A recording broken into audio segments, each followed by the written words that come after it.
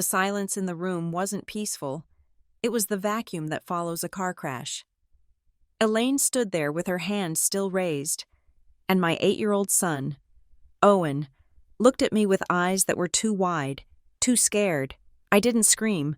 I simply stepped between them and spoke 6 quiet words that shattered 30 years of her carefully curated image. "Put your hands where I can see." The tires of our station wagon crunched over the gravel driveway, a sound that always reminded me of bones breaking under heavy boots. It was a grim thought for Thanksgiving, but the drive up to Maple Crest, Vermont, had stripped away my holiday optimism mile by snowy mile. The sky above was a flat, unyielding sheet of slate gray, threatening a storm that the weather radio claimed was days away. I knew better. In this part of the country, and certainly in this family, the storm did not wait for the forecast. Ryan turned off the ignition, but he did not open his door. He sat with his hands gripping the leather steering wheel at 10 and 2, his knuckles bleached white against the dark trim.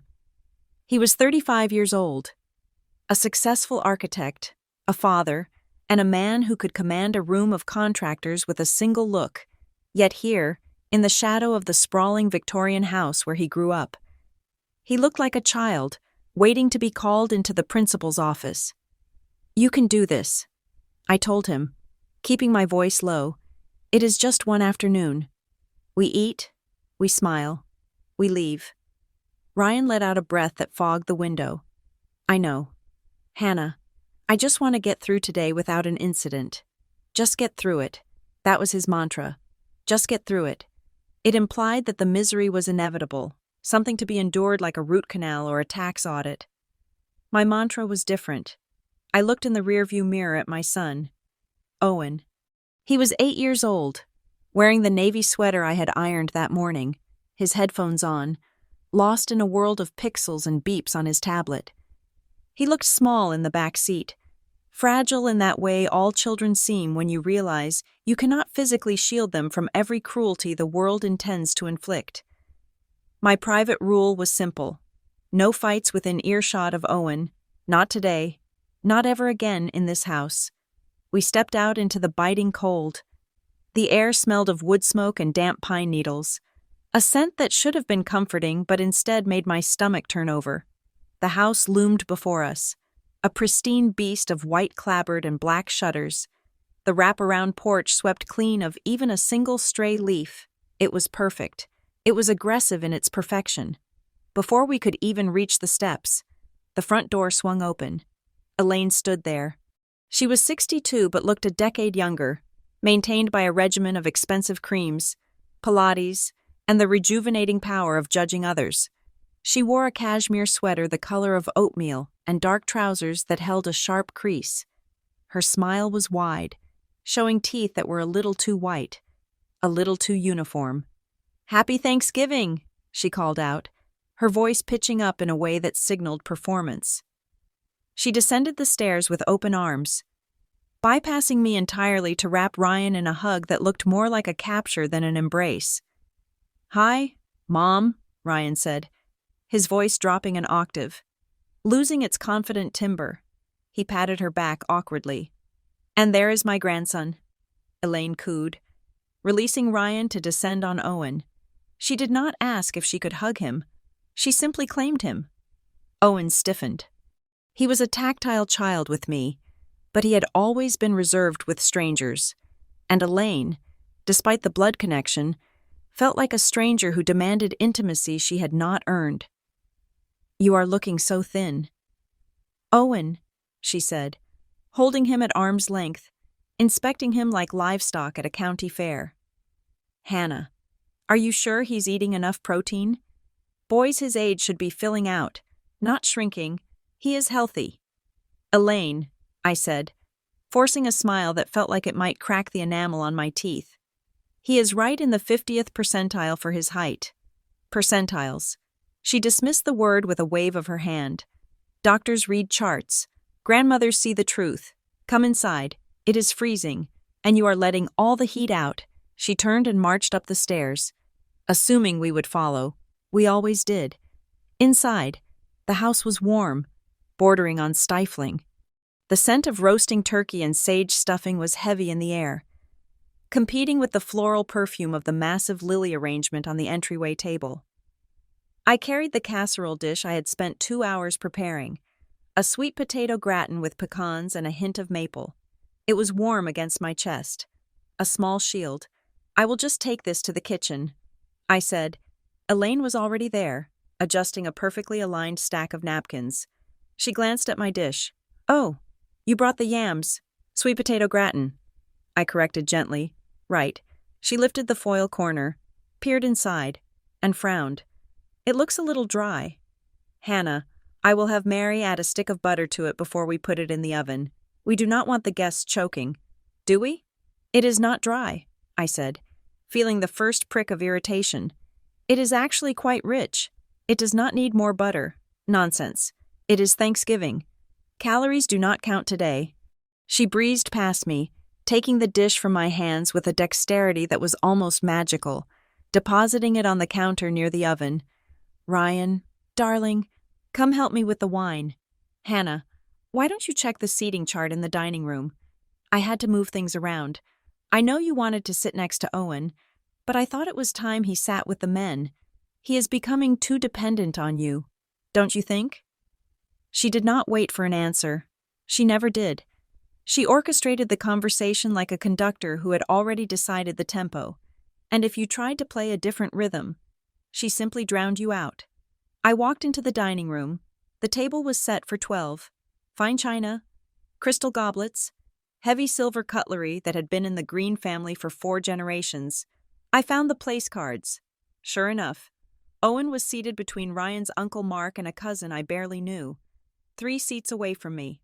I was placed at the far end, next to the swinging kitchen door, a spot usually reserved for children or the help. I reached out and swapped the cards. I placed Owen next to me. I did not care about the protocol. I did not care about the men. My rule was no fights. But my corollary to that rule was that I would not leave my son isolated in a room full of people who viewed him as a project rather than a person. When I returned to the living room, Ryan was standing by the fireplace, holding a glass of scotch. He was laughing at something his father, a silent man named Gagan, who mostly communicated in grunts, had said, but the laugh was wrong. It was too loud, too high.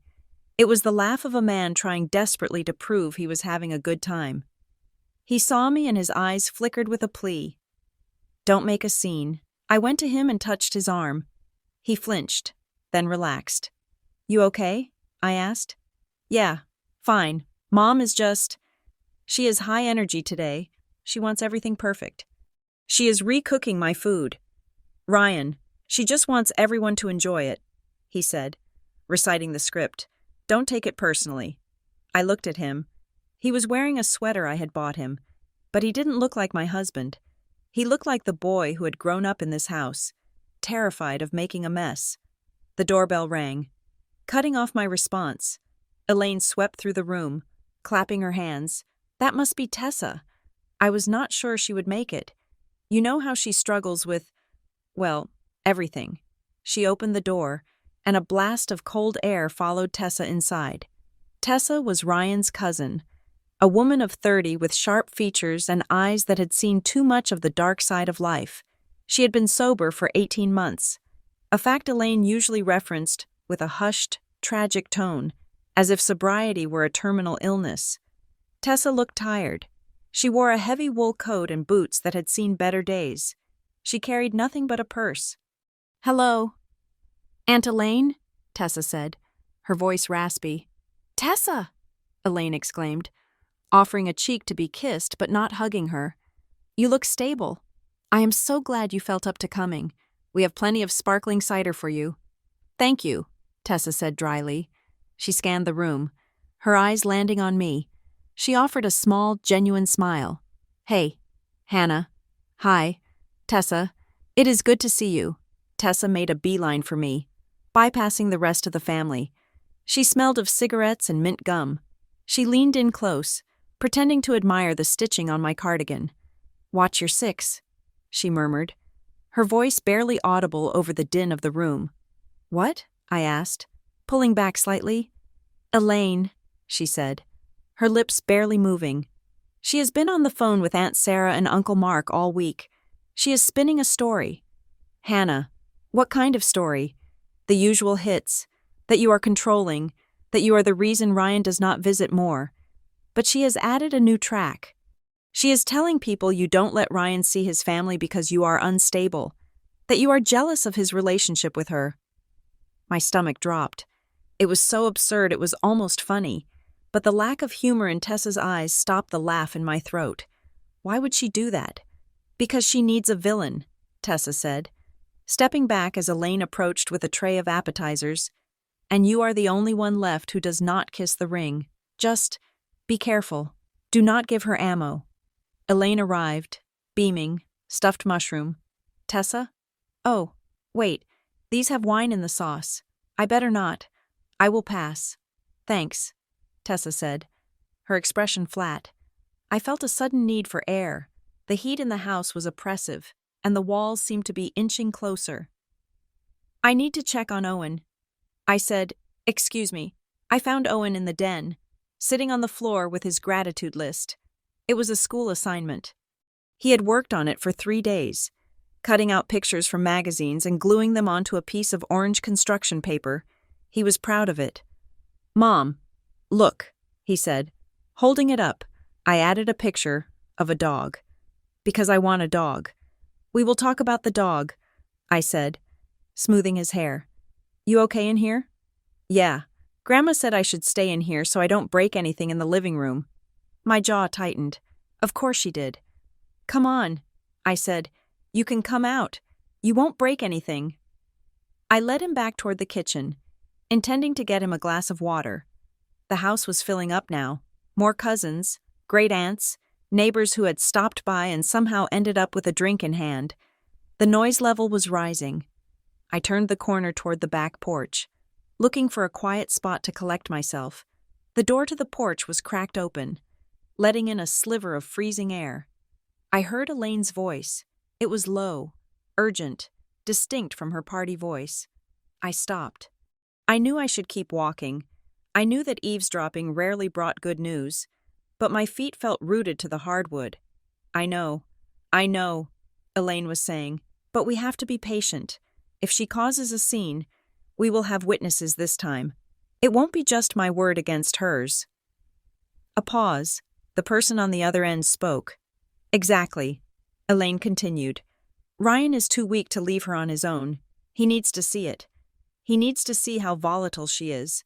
I just need to push the right button. It won't be hard. She is already on edge. My heart hammered against my ribs like a trapped bird. If she causes a scene, it wasn't just general dislike, it was a strategy. This entire day wasn't a family gathering. It was a stage. And I was the unwitting lead actress in a tragedy Elaine had written. I backed away silently, my breath catching in my throat. I returned to the hallway, my hands shaking. I needed to leave. I needed to grab Owen and Ryan and drive away, but I couldn't. Leaving now would be the scene she wanted. It would prove I was unstable and rude. I found my phone in my pocket and texted my best friend, Sarah, who was 3 states away, at the in-laws. Something feels wrong. Elaine is planning something, keeping my location on. It felt ridiculous to type it. It felt like I was the heroine in a bad thriller. But as I hit send, I felt a cold certainty settle in my gut. I was not paranoid. I was prepared. I walked back into the living room, searching for Owen. He was standing near the fireplace, holding his orange construction paper. Elaine was standing over him, a glass of Chardonnay in her hand. The room had quieted down, the way rooms do when the matriarch decides to hold court. And what is this? Elaine asked, plucking the paper from Owen's hands. It is my gratitude list, Owen said, his voice small.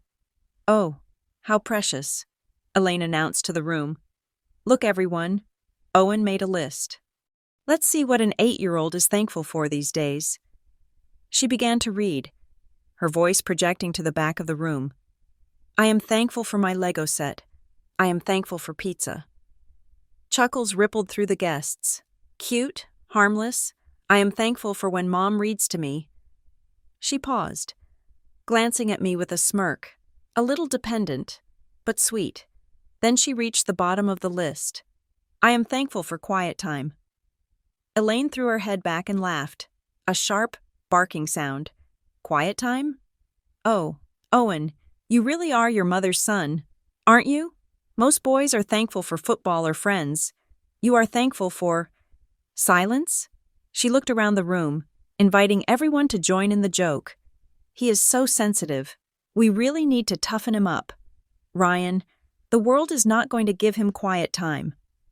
Owen's face turned a deep, blotchy red. He looked down at his shoes, his shoulders hunching up toward his ears. It wasn't a big insult. To an outsider, it might have sounded like teasing. But I knew my son. I knew that quiet time was his way of describing the moments when his anxiety didn't feel like a heavy weight. Elaine had taken his vulnerability and turned it into a punchline. I crossed the room. I did not run. But I moved with purpose. I gently took the paper from Elaine's hand. It is a beautiful list. Owen, I said, my voice clear and steady. I am thankful for quiet time, too. I handed the paper back to him. Why don't you go put this in the car so it doesn't get crumpled? Here are the keys. You can play on the iPad for a bit if you want. Owen nodded, tears brimming in his eyes, and bolted for the door. Elaine sighed, taking a sip of her wine. You baby him. Hannah, he needs to learn to take a joke. He is 8. Elaine, I said, he does not need to be the joke. A silence fell over the immediate circle of guests. Elaine's eyes narrowed. Just a fraction. There it was. The bait. Come on. Hannah. Her eyes said, yell at me. Defend him. Make a scene. I smiled. A tight, polite, closed-mouth smile. But you are right, I said, lying through my teeth. He is sensitive. It is one of his best qualities. I turned my back on her and walked toward the kitchen. I could feel her stare boring into my shoulder blades. I had sidestepped the first trap, but I knew she was just reloading. In the kitchen, I leaned against the counter, trying to slow my heart rate. The room was empty for the moment. On the center island, amidst the platters of deviled eggs and shrimp cocktail, sat a folder. It was a manila folder, thick and stuffed with papers. It looked out of place among the festive food. I glanced at the label, Green Family Trust / Winter Review. I froze. Ryan had told me, explicitly, years ago, that there was no family trust. He said his father had made some bad investments in the 90s and that the family wealth was mostly tied up in the house and appearances. We are cash poor, house proud, he had said. I stepped closer. Stuck to the front of the folder was a yellow sticky note in Elaine's distinctive, spiky handwriting. Ryan's share, leverage for custody? Ask Dalloway. The world seemed to tilt on its axis. Leverage for custody. This wasn't just about making me look bad. This wasn't just a mother-in-law who didn't like her daughter-in-law. This was a campaign. She was looking for ways to separate me from my son. She was looking for ways to control Ryan through money I didn't know existed. I heard footsteps approaching the kitchen. Panic flared, hot and bright. I wanted to grab the folder and scream. I wanted to march into the living room and throw it at Ryan. You lied to me. She is planning to take our son. But then I remembered the phone call. If she causes a scene, we will have witnesses. If I screamed now, I was the crazy woman ranting about money and conspiracies on Thanksgiving. I was the unstable wife. Elaine would look at the guests with sad eyes and say, "See? I told you." I took a breath, then another. I pulled my phone out of my pocket.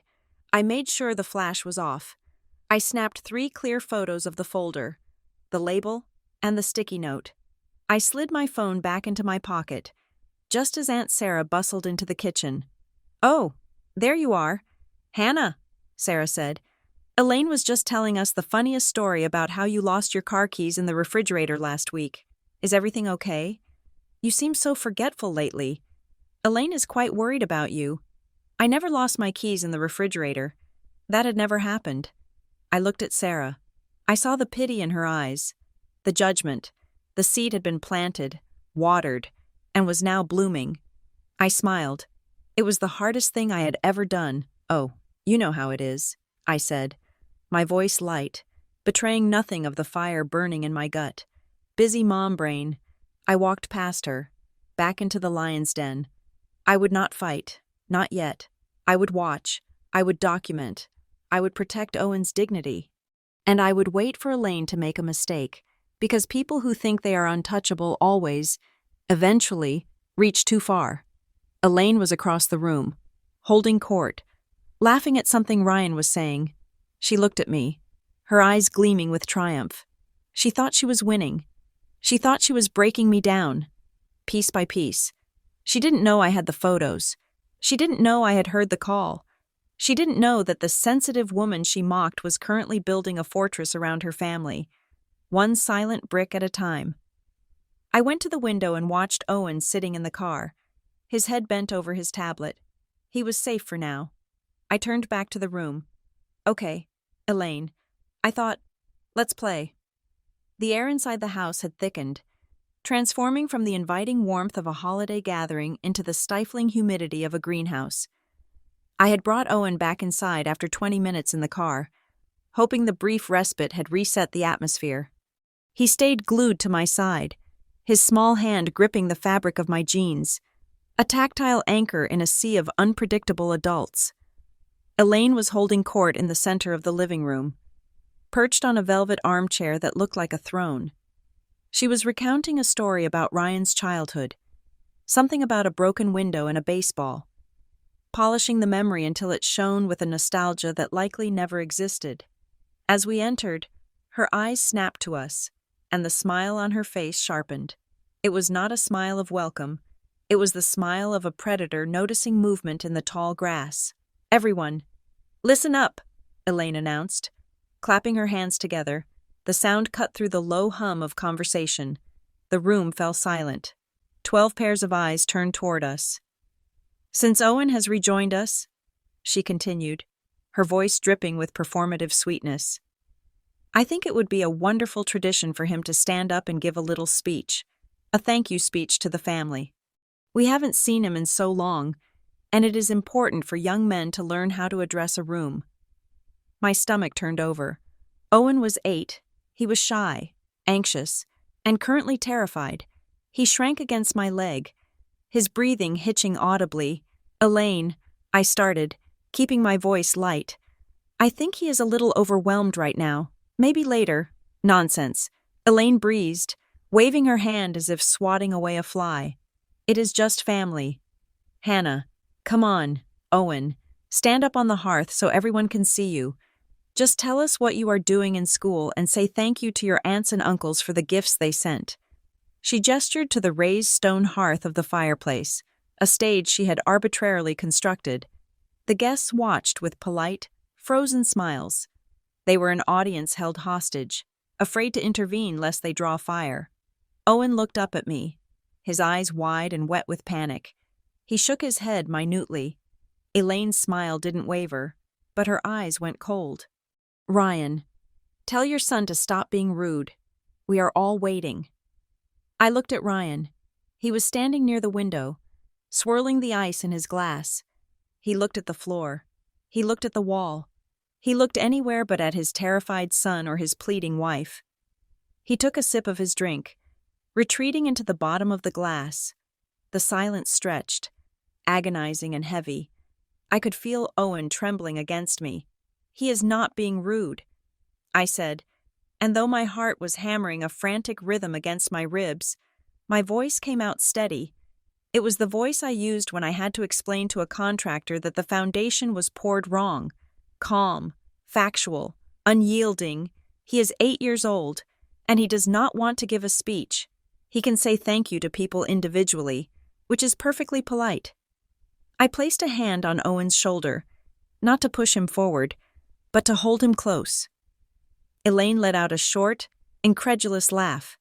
She looked around the room, inviting everyone to share in her disbelief. Well, she said, leaning back in her chair, I suppose that is one way to raise a child. In my day, we taught children manners. We taught them to be resilient, not soft. She let the word hang in the air like smoke. Soft. It was a direct indictment of my parenting, a label designed to stick, But I suppose, she continued, her gaze drifting back to me, if he cannot handle a simple hello, we shouldn't push him. We wouldn't want to cause any trauma. She said trauma with a sneer, as if it were a made-up word used by weak people to excuse their failures. Ryan said nothing. That silence was louder than Elaine's voice. It was a physical blow. I stood there, surrounded by his family, holding his son, and I was completely, utterly alone. The loneliness was not a hollow feeling. It was heavy. A lead vest strapped to my chest. It was the realization that in this house, Ryan was not my partner. He was a ghost, haunting the halls of his own childhood, too afraid of the woman in the velvet chair to protect the people he claimed to love. "Come on, Owen," I said softly. "Let's go get some apple cider." I guided him toward the kitchen, feeling the eyes of the room on my back. I did not look at Ryan. I could not look at him. If I did, I might have said something I couldn't take back, and I had promised myself. No scenes. In the hallway, Tessa intercepted us. She moved with the silent, efficient grace of someone who is used to navigating dangerous spaces. She touched my elbow lightly. "Hannah," she said. "A word?" I looked down at Owen. "Go see if there are any cookies on the counter." "Honey, I will be right there." Owen nodded and scampered off, happy to escape the line of fire. I turned to Tessa. She looked tired, the lines around her mouth etched deep with exhaustion. But her eyes were clear and sharp. She pulled me into the small alcove beneath the stairs, a space usually reserved for coats and muddy boots. "You need to know something," Tessa said, her voice a low murmur. "What is it?" I asked, bracing myself. After the speech incident, I thought I was ready for anything. "I was in the kitchen earlier, before you arrived," Tessa said. "Elaine didn't know I was there. She was talking to Aunt Sarah and Cousin Mike. She was asking them to write things down." "Write things down?" I frowned. "Like recipes?" "No," Tessa said, and her face was grim. "Statements. She called them observations. She asked them to email her if they noticed you acting erratic or aggressive. She used the phrase mood swings. She told them she is compiling a file to help Ryan if things get worse." The blood drained from my face. The temperature in the alcove seemed to drop 10 degrees. "A file?" I whispered. "She is framing it as concern," Tessa said.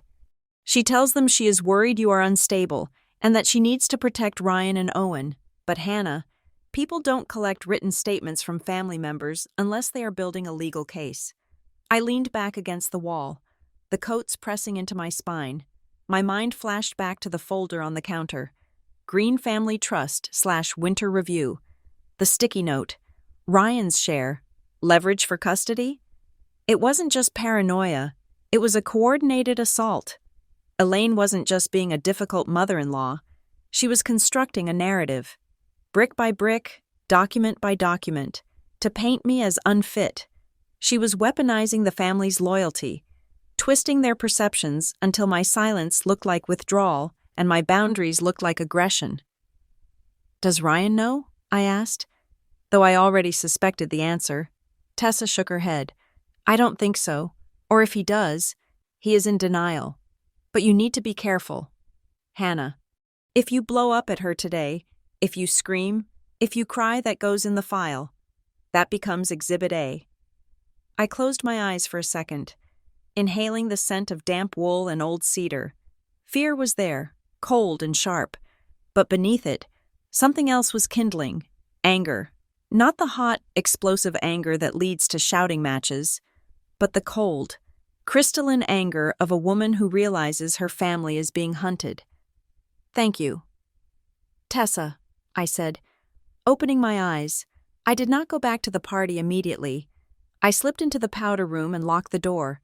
My hands were shaking, not from fear, but from adrenaline. I pulled out my phone. I opened my notes app. I did not text Sarah. I did not call my mother. I began to type. November 28th, Thanksgiving, Maple Crest, 1:50 p.m. Elaine demanded Owen give a speech to the room.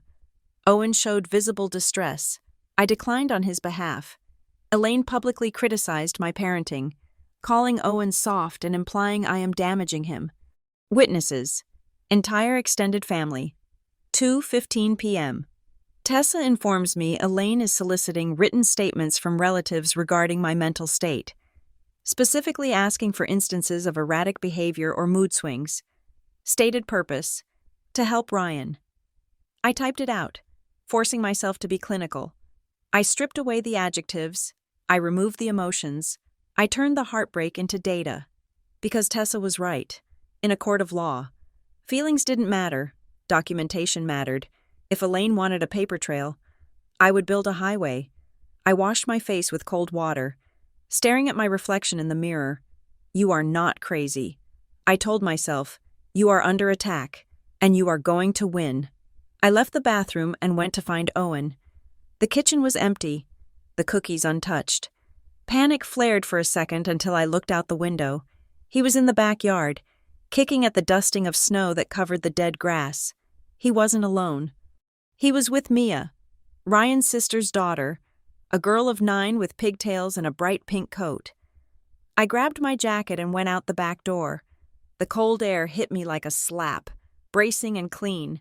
Owen saw me and ran over. "Mom, can we go?" "Soon. Buddy," I promised. "We just have to finish dinner." I looked at Mia. She was watching us with a curious expression, tilting her head to the side. "Hi, Aunt Hannah," Mia said. "Hi, Mia. Are you guys having fun?" Mia shrugged. "Sort of. Owen doesn't want to play house. I don't like playing house." Owen mumbled into my coat. "That is okay," I said. "You don't have to play." Mia looked at me, her eyes wide and innocent. "Grandma said it is because Hannah doesn't like sharing." The world stopped for a second.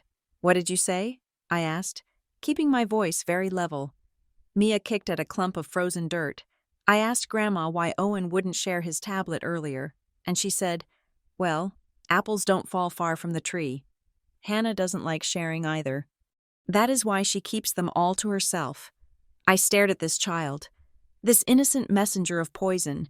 Elaine was not just poisoning the adults. She was poisoning the children. She was planting seeds of discord in the next generation, ensuring that Owen would be isolated not just by geography, but by reputation. She was turning a 9-year-old into a flying monkey. That is a silly thing to say, I told Mia, forcing a smile. "We love sharing, but we also like to have our own space sometimes." I took Owen's hand. "Come on, let's go find Dad." I found Ryan on the side porch, smoking a cigarette. He had quit smoking 5 years ago. He hid the cigarette behind his back like a teenager when he saw me, guilt washing over his face. "Hannah," he said, exhaling a plume of smoke. I just needed a second." I looked at him. I looked at the man I had married, the man who was currently crumbling under the weight of his mother's expectations. "She is asking people for statements." "Ryan," I said. I did not shout. I did not whisper. I spoke with the flat effect of a news anchor reporting a disaster. Ryan blinked. "What?" "Your mother. She is asking the family to write down instances of me being unstable. She is building a file." Ryan laughed, a nervous, jerky sound. "That is ridiculous. Who told you that?" "Tessa? She is dramatic. Hannah, you know that. Mom is just, she is high-strung. She worries. She is not worrying. Ryan, she is planning." I stepped closer to him. The smell of tobacco was clinging to his sweater, masking the expensive cologne I had bought him for his birthday. "And she has a folder in the kitchen." I continued. "It says Green Family Trust, and there is a note on it about leverage." Ryan flinched. He took a drag of the cigarette, his hand shaking slightly. "There is no trust." "Hannah, I told you that. Then why is there a folder? And why did you tell me she doesn't have access to our finances?" "I didn't." "She doesn't, Ryan." He looked away, out toward the barren trees lining the property. "She helps out, okay?" he said, his voice straining. "With the old accounts. The ones from before we got married. I never closed them. She knows the bankers. She keeps an eye on things. It is helpful. It is just one less thing I have to worry about." And does she have access to your current mail? I asked. No, of course not. That comes to our house. Does it? Or do you have some of it forwarded here? To help? He didn't answer. He didn't have to. The silence was an admission. I felt a wave of nausea. It wasn't just money. It was the autonomy. He had never really left this house. He had just extended the leash, and Elaine was currently reeling it in. You need to fix this, I said. I can't cause a scene. Hannah, he hissed, finally looking at me with real emotion. Not today. It is Thanksgiving. Can't we just talk about this tomorrow? Please, just let me get through the day. I looked at him, and I realized that he was not going to save us. He was waiting for permission to be an adult, and Elaine was never going to grant it. I will talk about it tomorrow, I said, but today, I am watching. I left him on the porch with his secret cigarette and his cowardice. I walked back inside. I needed to know the extent of it. I needed to know how deep the rot went. I walked through the kitchen, avoiding the gaze of the catering staff Elaine had hired. I moved toward the back hallway, where the small home office was located. It was a room I was technically allowed in. It was where the guest coats were piled on the sofa. But it was also Elaine's command center. The room was dim, lit only by a brass desk lamp. Coats were indeed piled on the leather love seat. I pretended to look for a scarf, rummaging through the pile. While my eyes scanned the desk, it was immaculate, organized, except for a wooden inbox tray on the corner. Sitting on top of the stack of papers was a white envelope. It had been slit open along the top with a letter opener, the cut precise and clean. I leaned over. The return address was Hearthline Credit Union. The addressee was Mr. Ryan Green. It wasn't an old account. Hearthline was the bank we had used to finance our car last year. It was a joint account. My heart hammered against my ribs. She was opening our mail. She was opening mail addressed to her adult son. Regarding finances that involved his wife, that was a federal crime. But in Maple Crest, in the Green household, it was just caring. It was just mothering. I reached out and touched the envelope. I wanted to take it. I wanted to run into the dining room and slam it on the table. No, if I took it, she would say I stole it. She would say I was snooping. She would say I was paranoid. Witnesses. I thought, I need witnesses. I pulled out my phone again. I took a photo of the envelope, ensuring the open slit and the address were clearly visible. I took a photo of the tray sitting on her desk. I put the phone away. I did not take the letter. I left it exactly where it was. I walked back out into the hallway. From the dining room, I heard the sound of chairs scraping against the floor. Dinner was being served.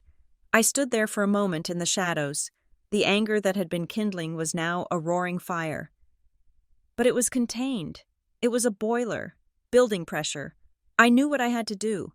I could not confront her in the kitchen. I could not confront her in the office. She thrived in the shadows. She thrived in the he said, she said of private arguments where she could twist my words and paint me as the aggressor. If anything happened tonight, it would happen in the light. It would happen under the crystal chandelier, with the turkey carving knife on the table and 12 witnesses watching her mask slip. I checked my reflection in the hall mirror. I looked calm. I looked pleasant. I looked like a woman who was about to enjoy a turkey dinner. Inside, I was sharpening my knives. I was done trying to keep the peace. Peace was the price of admission to Elaine's world, and the cost was my son's dignity and my own sanity. I wasn't going to pay it anymore. I walked into the dining room. Elaine was at the head of the table, directing people to their seats. Hannah, she called out. Finally, we were about to start without you. Sit down. Sit down. She pointed to the chair at the far end of the table. Miles away from Ryan, miles away from the conversation. I walked over. I sat down. I unfolded my napkin and placed it on my lap. I looked down the table at her. She smiled at me, a smile that said, I own you. Not for long. I thought, I wasn't going to win by yelling. I wasn't going to win by crying. I was going to win by refusing to be the character she had written for me. She wanted a villain? Fine. I would be the villain who destroyed her story with the truth. I reached out and took a sip of water. My hand was steady. Let the games begin. The dining room table was a masterpiece of Norman Rockwell Americana, a vision of abundance that felt entirely fraudulent. The turkey sat in the center, golden and glistening, surrounded by bowls of cranberry sauce that quivered like congealed blood and mounds of mashed potatoes that steamed in the chilly air of the room. We were seated according to the revised arrangement I had engineered, but the victory felt precarious. I sat next to Owen. Ryan sat across from me, looking at his plate as if the secrets of the universe were hidden in the porcelain pattern. Elaine sat at the head of the table, the captain of a ship she was steering directly into an iceberg. Wine was poured, heavy, red wine that stained the lips. The conversation started with the stilted, halting rhythm of people who have nothing in common but DNA and history. We talked about the weather, we talked about the traffic, we talked about the price of gas, which Uncle Mark complained had gone up 20 cents since October. Then, Elaine tapped her crystal goblet with a silver spoon. The sharp, high-pitched ding-ding-ding cut through the murmur. "I would like to propose a toast," Elaine said. Standing up, she held her glass aloft, the liquid catching the light from the chandelier. She looked regal, in that terrifying way queens in history books look before they order an execution. "To family," she began, her voice trembling with an emotion that might have been love, or might have been performance art.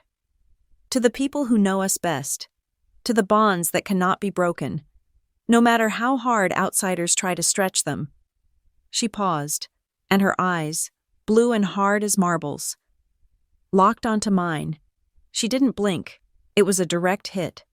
The word outsiders hung in the air, heavy and pointed.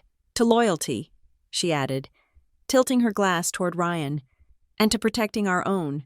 Here, Uncle Mark mumbled, drinking deeply.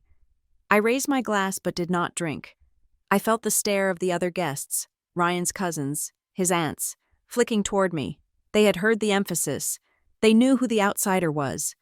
Elaine had just drawn a circle around the family, and she had very deliberately left me standing on the other side of the line. We began to pass the food.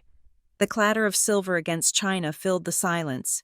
I helped Owen with the turkey, cutting it into small, manageable bites. He was eating with his head down, trying to make himself invisible. "Owen, darling," Elaine called out from the head of the table. "You are hunched over like a little old man. Shoulders back." Owen straightened up immediately, dropping his fork. "And why don't you come sit over here by Grandma?" Elaine continued, patting the empty chair she had preserved next to her. "Despite the place cards, I have hardly seen you all day. Your mother has been hogging you." The table went quiet. It was a command wrapped in a complaint. "He is fine here." "Elaine," I said, my voice pleasant but firm. "We are already settled." "Oh, nonsense," Elaine said, smiling tight. "He is a big boy. He doesn't need to be tethered to his mommy's apron strings. Do you? Owen? Go on. Hop up. Come tell Grandma about school." Owen looked at me, panic flaring in his eyes. He didn't want to move. He didn't want to be the center of attention. He wanted to disappear. I put a hand on his forearm. A grounding touch. "We are eating right now," I said. "He can come sit with you for dessert." Elaine's smile didn't waver, but the temperature in the room seemed to drop another 5 degrees. "Well," she said, picking up her fork, "I suppose if you are that insecure about letting him out of your sight, we can wait. It is just a shame. I remember when Ryan was that age.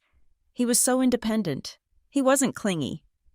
She took a bite of stuffing, chewing with precise, methodical movements. Ryan kept his head down, shoveling potatoes into his mouth as if eating fast enough would accelerate time and end the meal sooner. The dinner progressed in a series of skirmishes.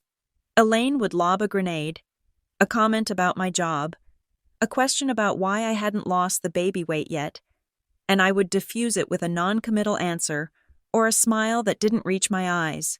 I was exhausted. My muscles were coiled tight, waiting for the next blow. It came during the second course. Owen was reaching for his water glass. He was sitting up straight, mindful of the earlier correction, but he was 8, and he was tired. His shoulders slumped forward slightly as he took a sip. Elaine moved faster than a woman of her age should be able to. She had left her seat, ostensibly to refill the gravy boat, and she was suddenly standing behind Owen. She didn't speak. She simply reached out and jammed 2 fingers into the space between Owen's shoulder blades. "Sit up!" she barked. It wasn't a gentle tap. It was a physical correction. Sharp and shocking. Owen gasped, choking on his water. The glass slipped from his hand, tipping over and spilling ice water across the tablecloth. The room froze. Elaine stood there, her hand still hovering near Owen's back, looking down at the spreading wet stain with disdain. "Look at that." She sighed. "Clumsy. Just like I said, no core strength." Owen's face crumpled. He looked like he was about to cry, the humiliation radiating off him in waves. I did not scream. I did not throw my wine in her face. Though the urge was so strong, my hand twitched. I reached out and placed my napkin over the spill, absorbing the water. "He is okay," I said. My voice was low, but it carried to every corner of the silent room. I turned to Owen. "Accidents happen. Buddy, it is just water. It dries. But look at the mess," Elaine said, gesturing to the tablecloth. "That is Belgian linen. Hannah, it is water." "Elaine," I repeated, looking up at her. "He is okay." I turned my back to her, creating a physical wall between her and my son. "Do you want a break?" I asked Owen quietly. "We can go take a walk." Elaine let out a scoff, a harsh sound that sounded like a tear in fabric. "A break?" she said loudly, addressing the table. He spilled water. "Hannah, he doesn't need a therapy session. God, you make everyone so nervous." She reached for a serving spoon of peas, her movements jerky and aggressive. "You hover over him like a hawk," she continued, her voice rising. "No wonder the boy is a nervous wreck. You are projecting all your own anxiety onto him. It is suffocating." She slammed the spoon back into the bowl, but she did it with such force that the bowl tipped. Peas cascaded across the table, rolling like little green marbles onto the floor. She gasped, pressing a hand to her chest. "See?" she cried, pointing a trembling finger at me.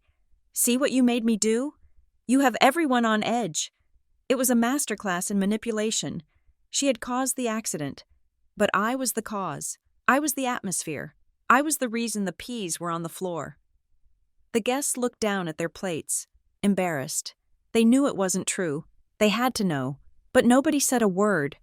"Ryan," I said, not looking away from Elaine. Ryan looked up.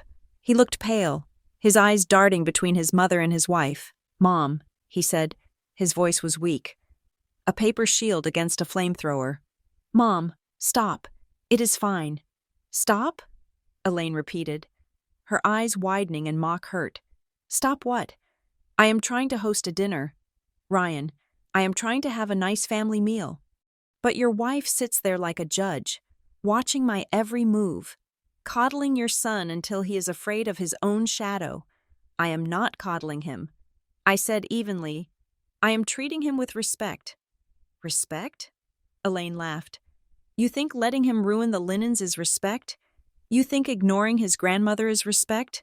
I am only protecting you."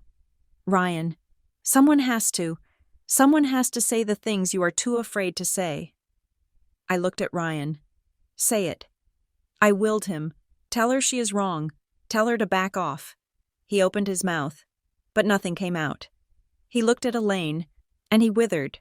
He was 35 years old, but in that moment, he was 6, and he was terrified of the wooden spoon.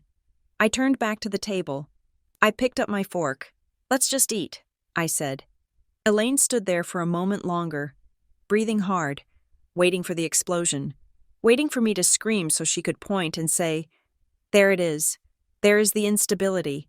I took a bite of turkey. I chewed. I swallowed. Elaine huffed, smoothed her sweater, and sat back down. The tension in the room was so thick, it felt like a physical pressure on my eardrums. I could hear the clock ticking in the hallway.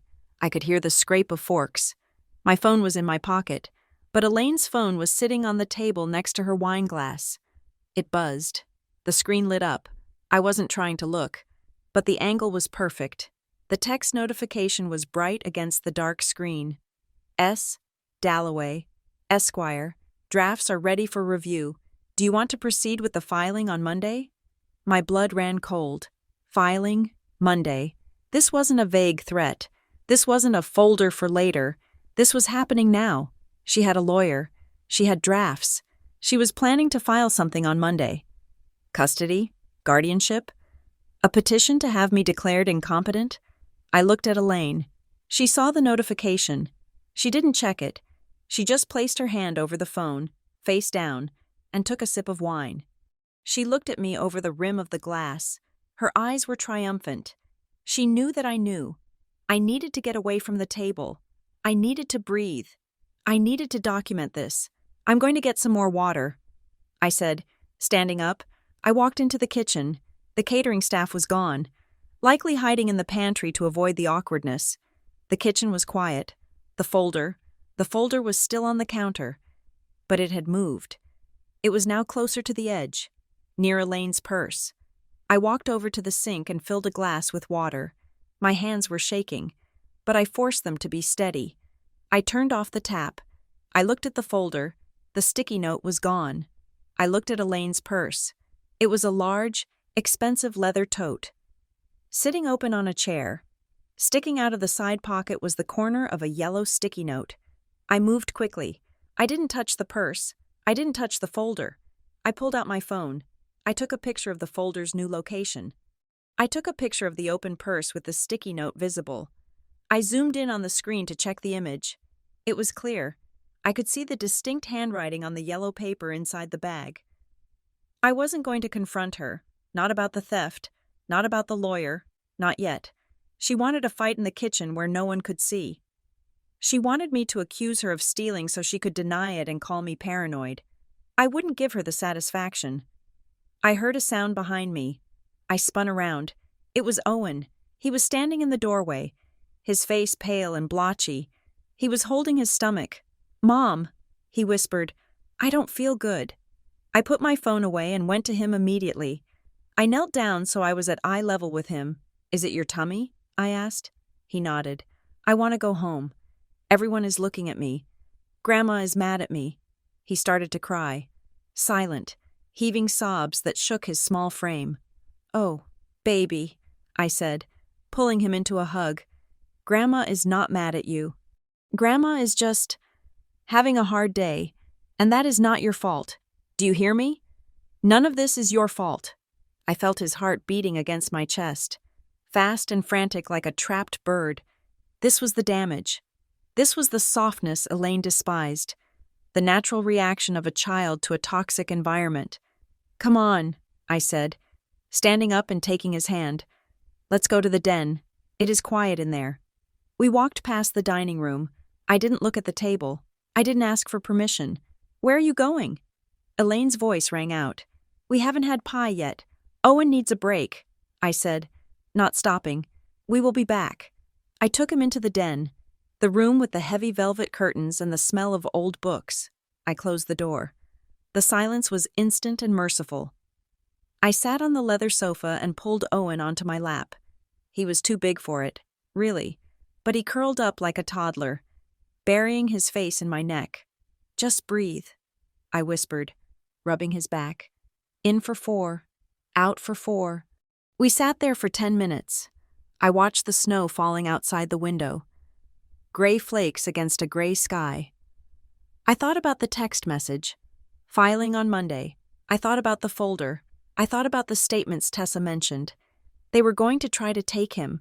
The realization didn't bring panic anymore. It brought clarity. It brought a cold, hard resolve that felt like steel in my spine. They thought I was weak because I was quiet. They thought I was unstable because I had emotions. They were about to find out that a mother protecting her child is the most dangerous creature on earth. Owen's breathing slowed.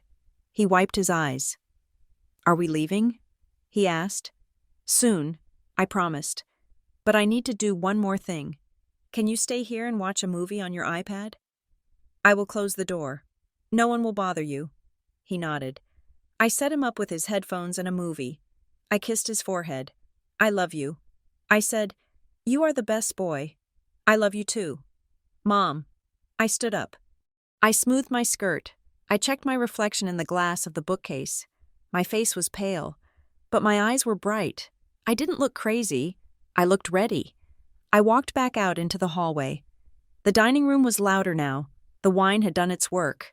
Laughter, shrill and forced, drifted out. I walked toward the door. I could feel the energy shifting. The air felt charged, like the moment before a lightning strike. I stopped in the doorway. Elaine was standing at the head of the table again.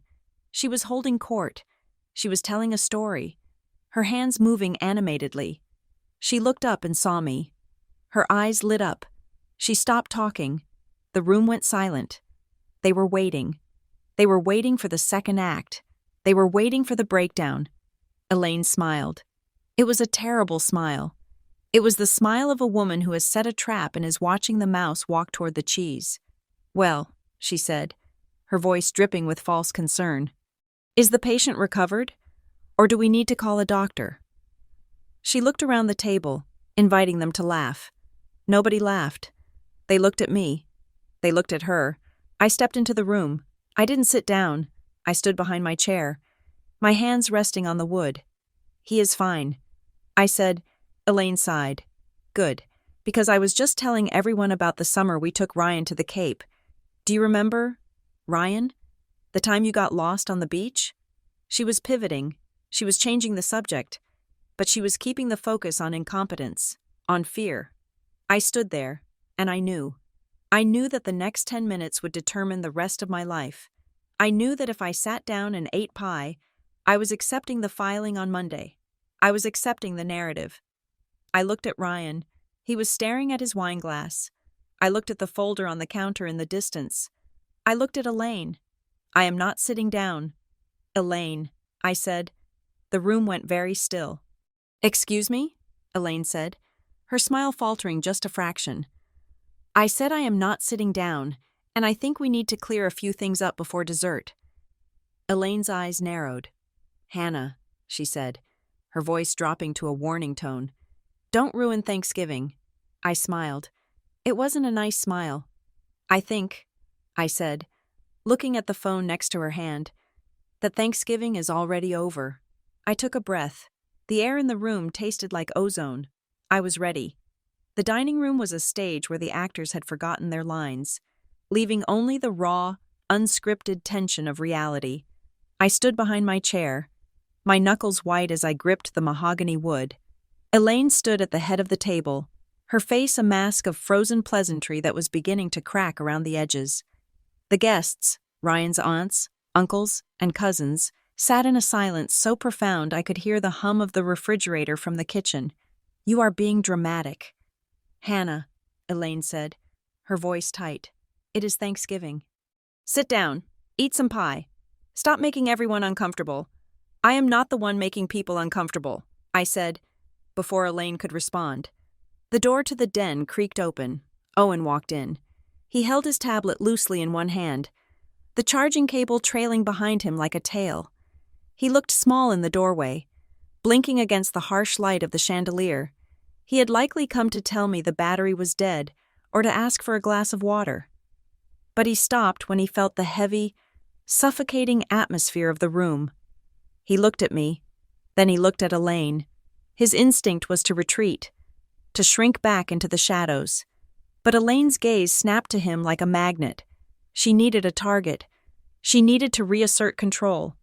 And I was proving too difficult to manage. A child, however, was easy. Well, look who decided to join us, Elaine announced, her voice pitching up into that shrill, performative register. Finally done sulking? Owen froze. I saw his chest hitch. He took a half step back. I just needed, he stammered. Elaine moved. She didn't walk. She marched. She rounded the corner of the table with a speed that was alarming. She closed the distance between herself and Owen in seconds. You are not going to mumble in my house, she said. She reached out. She didn't strike him. Not in the way a stranger might. It was something more insidious. She grabbed his upper arm, her fingers digging into the soft flesh of his bicep, and she yanked him forward. It was a sharp, jerking motion, designed to unbalance him, to physically force him into the space she wanted him to occupy. "Come here," she snapped. "Stand up straight and look at your family when you speak. Stop acting like a little animal." Owen let out a small, high-pitched gasp. He stumbled, the tablet clattering to the floor. His face went white with shock. He wasn't hurt, not physically, but the violation was absolute. She had put her hands on him in anger. She had used her physical size to dominate a frightened 8-year-old in front of a room full of people. The sound of the tablet hitting the hardwood echoed like a gunshot. Time stopped. I saw Owen's face crumble. I saw the guests flinch. I saw Ryan look up, his eyes wide with horror, and then I moved. I did not think. I did not weigh the consequences. My body simply reacted to the threat. I covered the distance between the table and the doorway in 2 long strides. I stepped directly between Elaine and Owen. I turned my back to my son, shielding him completely with my body. I faced Elaine. I was taller than her in my heels. And for the first time, I used every inch of that height. I did not scream. Screaming is what hysterical people do. Screaming is what people do when they have lost control. I had never been more in control in my life. I looked her in the eye. I kept my hands open, palms out, down by my sides. A posture of defense, not aggression. "Put your hands where I can see," I said. The words hung in the air, stark and terrifyingly calm. They were not the words of a daughter-in-law speaking to a mother-in-law. They were the words of a police officer speaking to a suspect. They were the words you say to someone who is dangerous. Elaine blinked. She took a step back, her hands hovering in the air. Uncertain. "Excuse me?" she sputtered. I did not blink. I did not raise my voice. I kept the volume flat, conversational, and deadly. "You just put your hands on my son in anger." I said, "You will not do it again. Put your hands where I can see them." The room inhaled as one. The implication was clear. I wasn't accusing her of being rude. I was identifying her as a physical threat. I was signaling to everyone in the room that this woman, the matriarch, the hostess, could not be trusted with the safety of a child. Elaine's face went through a complex transformation. First, there was shock. The genuine, bewildered shock of a tyrant who has never been defied. Then, there was realization. She looked around the room and saw the faces of her guests. She saw Uncle Mark with his fork suspended halfway to his mouth. She saw Tessa staring with a grim satisfaction. She saw that they had witnessed it. They had seen the grab. They had seen the yank. And now, they were seeing the mother protect the child. The shock curdled into rage. Her face flushed a mottled, ugly red, her lips pulled back from her teeth. "How dare you?" she hissed. "How dare you speak to me like that in my own house?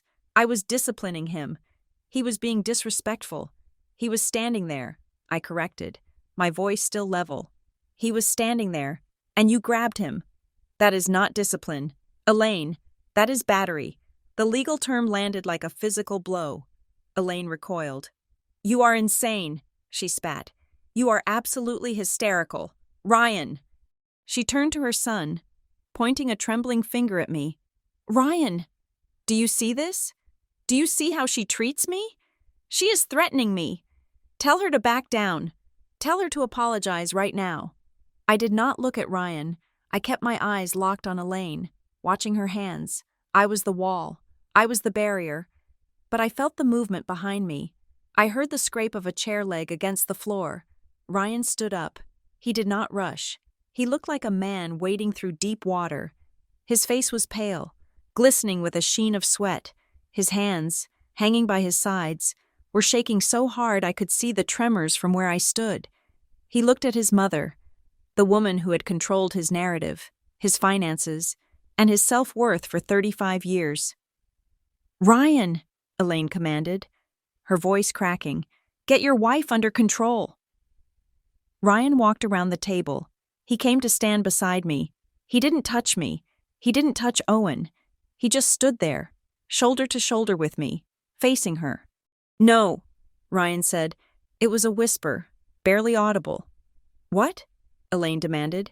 No, Ryan said again, louder this time. His voice shook, but the word was clear. She didn't threaten you. Mom, you grabbed him. I saw it, Elaine gasped, pressing a hand to her chest as if she had been shot. You are taking her side? She cried, her voice rising to a wail. Over your own mother? After everything I have done for you? After I cooked this meal? After I... She broke off, realizing she was losing the audience. She needed a new tactic. She needed to be the victim. Tears welled up in her eyes instantly. It was a miraculous, practiced biological response. Her shoulders slumped. She looked suddenly frail. A grandmother wronged. I can't believe this, she sobbed, looking toward Uncle Mark and Aunt Sarah. I try so hard. I just want what is best for him, and she treats me like a criminal. You are calling me a monster. She looked at me, tears spilling over her cheeks. Is that it, Hannah? You think I am a monster? The room held its breath. This was the trap. If I said yes, I was the cruel, heartless daughter-in-law attacking an old woman. If I said no, I had to apologize and back down. I refused the binary. No. I said, I am not calling you a monster. Elaine, I am setting a boundary. I took a half step forward, forcing her to retreat another inch. You do not touch him, I said. You do not grab him. You do not humiliate him. That is the boundary. If you cannot respect that, you do not get access to him. It is not about who you are, I continued. It is about what you just did. Elaine stared at me, her mouth opening and closing. She had no script for this. She had scripts for fights. She had scripts for guilt trips. She had no script for a calm, clinical dismantling of her behavior. She looked around the room, desperate for an ally. Sarah? She pleaded. Mark, you saw it. You saw how she lunged at me. The room was silent. People looked down at their plates. They looked at the centerpiece. They shifted in their chairs. Then, a voice cut through the silence. It was raspy, dry, and tired. I saw her stand between her kid and you. Elaine, Tessa was leaning back in her chair, holding her glass of sparkling cider. She wasn't looking at Elaine. She was looking at the tablecloth, tracing a pattern with her finger. And I have watched you do this to everyone, Tessa continued, looking up. Her eyes were hard. You did it to me when I was 12. You did it to Ryan his whole life. You grab, you pinch, you push, and then you cry when someone pushes back. Tessa, Elaine gasped. You are drunk. I am sober, Tessa said coldly. That is why I can see it clearly this time. The spell broke. The silence that had protected Elaine for decades, the silence of that's just how she is, shattered. Tessa had named the thing. Uncle Mark cleared his throat. He was a large man, usually jovial, usually passive. He put his napkin on the table. Elaine, he said heavily. What? Elaine snapped, whipping her head toward him. You too? You are going to turn on me too? I just have a question. Mark said. He looked at me, then back at Elaine. Why do you have statements about Hannah? The question landed like a grenade in the center of the table. Elaine froze. Her tears stopped instantly. The mask of the grieving grandmother vanished, replaced by the sharp, calculating look of a lawyer caught hiding evidence. I don't know what you're talking about, she stammered. Mark shook his head. You called me last week. You asked me to write an email detailing any time I saw Hannah act aggressive. You said it was for a file. You said it was to help Ryan. He looked at Ryan. Is that true? Ryan? Mark asked. Do you need help? Is Hannah hurting you? Ryan looked at his uncle. He looked at me. He looked at his son, who was still cowering behind my legs. No, Ryan said. She is not hurting me. She is the only one who is trying to save me. Elaine looked frantically between them. She was losing. She was losing the narrative she had spent months constructing. The unstable daughter-in-law was standing there calm and collected. The victim's son was standing tall. The witnesses were becoming the jury. This is ridiculous, Elaine shrieked. Her voice was unrecognizable now, guttural and raw. I am trying to protect this family. I am trying to protect the assets. You are all blind. She is manipulating you. She glared at me with pure, unadulterated hatred. You think you are so smart? She spat. You think you can just walk in here and take my son? Take my grandson? I am not taking anyone. Elaine, I said, I am just stopping you from taking them. Elaine let out a sound of frustration. A primal growl. She turned and stormed out of the dining room. We heard her heavy footsteps pounding down the hallway, toward the back of the house, toward the office. The slam of the office door echoed through the house. The silence returned. But it was different now. It wasn't the silence of fear. It was the silence of aftermath. I turned immediately to Owen. I knelt down. Hey, I whispered. I kept my voice incredibly soft. Are you okay? Owen was trembling, but he nodded. He looked at me with awe. She grabbed me. He whispered, I know. I said, I saw. She won't do it again. I stood up and looked at Tessa. Tessa, I said, can you take Owen into the den? Just sit with him. Put the movie back on. Keep the door closed. Tessa stood up immediately. On it. She walked over and held out her hand to Owen. Come on, kiddo. Let's go watch the rest of that movie. I think there is popcorn in the kitchen. Owen took her hand. He looked at me one last time, checking to see if I was coming. I will be right there. I promised. I just need to talk to Dad. Tessa led him away. I watched them go until the den door clicked shut. Then I turned to the room. I looked at the aunts and uncles and cousins who were still sitting there, stunned, amidst the ruins of Thanksgiving dinner. I am sorry to ruin your dinner. I said, but I'm not sorry for what I said. Nobody argued. Uncle Mark nodded slowly. I turned to Ryan. He was still standing where he had been, staring at the empty doorway where his mother had vanished. He looked like a man who had just survived a bomb blast, intact, but shell-shocked. Ryan. I said. He turned to me. His eyes were wet. She has a file, he whispered. Yes, I said. She has been planning this. Yes. He ran a hand through his hair, a gesture of despair. I didn't know. Hannah, I swear to God, I didn't know it was this bad. I knew she was controlling, but I didn't know she was trying to destroy us. She is not trying to destroy us, I said. She is trying to own you, and she realized I was in the way. We heard the office door open down the hall. Ryan stiffened. She is coming back, he said. Let her come, I said. I checked my phone. I had the photos. I had the time-stamped notes. I had a room full of witnesses who had just seen the matriarch assault a child and then scream about assets. I walked over to the sideboard and poured a glass of water. My throat was dry. Elaine appeared in the doorway. She had composed herself. She had fixed her hair. She had wiped away the tears.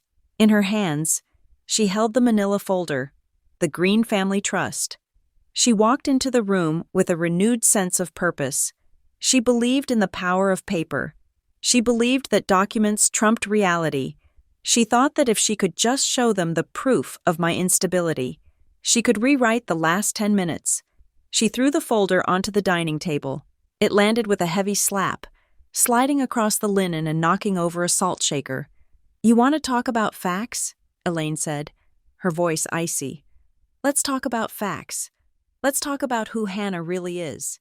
She looked at me, expecting fear. Expecting me to lunge for the folder, I didn't move. I took a sip of water. I looked at her, and I felt nothing but a profound, exhausting pity. She didn't realize it yet. She didn't realize that the audience had already left the theater.